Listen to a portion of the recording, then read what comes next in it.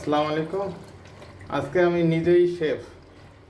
আমাদের এক ব্লগার ভাই পেটুক কাপেলের আম্মুর রান্না বিগ কড়াই গোস্ত, ওনার রেসিপিতেই রান্না করার চেষ্টা করতেছি।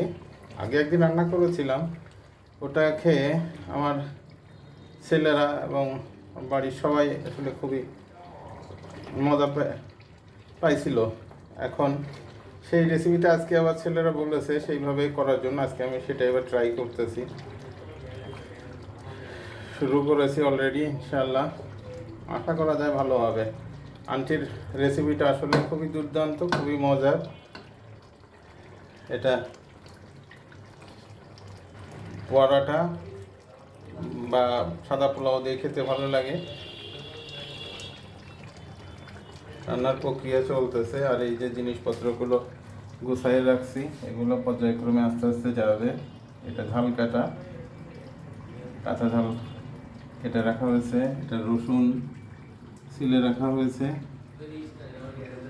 এখানে পেঁয়াজ আদা কুচি করে রাখা হয়েছে।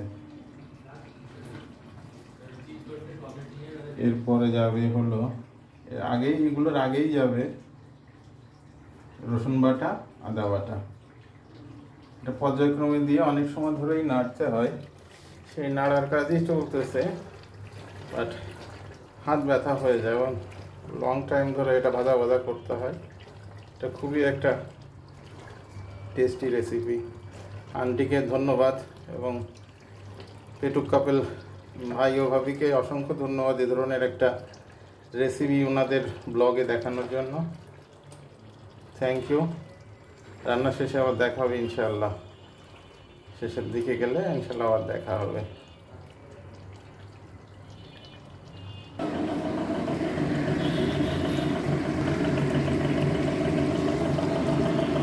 এখানে রসুন বাটা অ্যাড করা হয়েছে, ফ্লেভারটা এখন খুবই চমৎকার আসতেছে।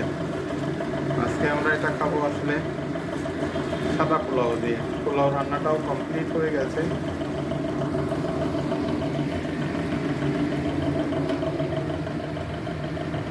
এখন এটা রান্না করা হলেই ইনশাআল্লাহ হয়ে যাবে। এখন গোশত সেদ্ধ করার জন্য আমরা গরম পানি দিয়েছি, যদিও ঠান্ডা পানি দিলে হয়, যেহেতু আন্টি বলেছেন যে গরম পানি দিলে, তাই গরম পানি ইউজ করেছি।